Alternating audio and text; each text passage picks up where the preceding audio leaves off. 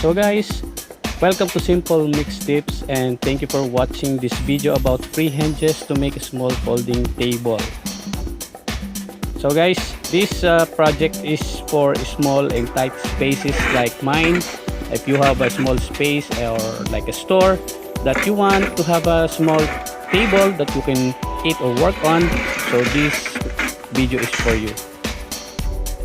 So as you can see guys, you need 3/4 plywood.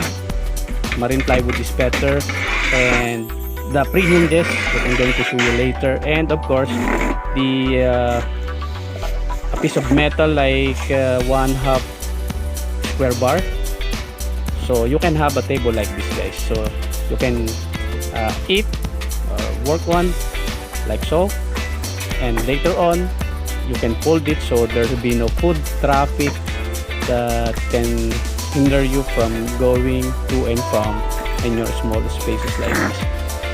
So how to make this guys,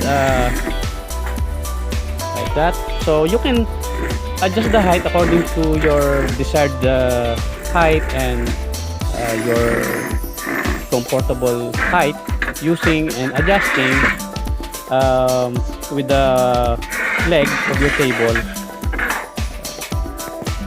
You have to measure it according to your preferred height, like that, like so, and then like that.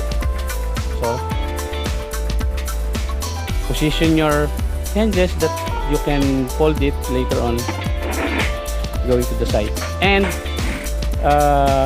you can connect it to the wall, or in my case I have this cabinet wall, so I connect it with the thick screw and the hinges like this from an old worn out motorbike chain, like so. You need at least 4 in this side, 4 thick screw, using the one they use it in the roofing, so you need at least 2 inches.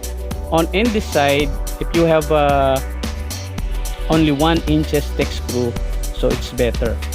So you can connect it with the welding machine, the one side, and then the other side you have to screw it to the table. So 1 inch is better, so it will not go through your table. And then connect it to the other side, any wall. If you have a concrete wall, then you have to use a plastic thick screw and screw it on the wall. So in my case I have this 3/4 cabinet, so adjust your height according to the preferred chair, like that. So it's good for 2.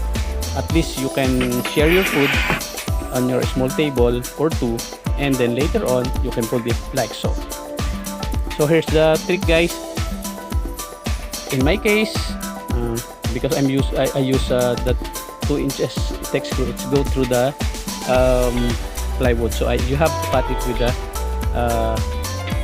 cutting disc, and later on you can use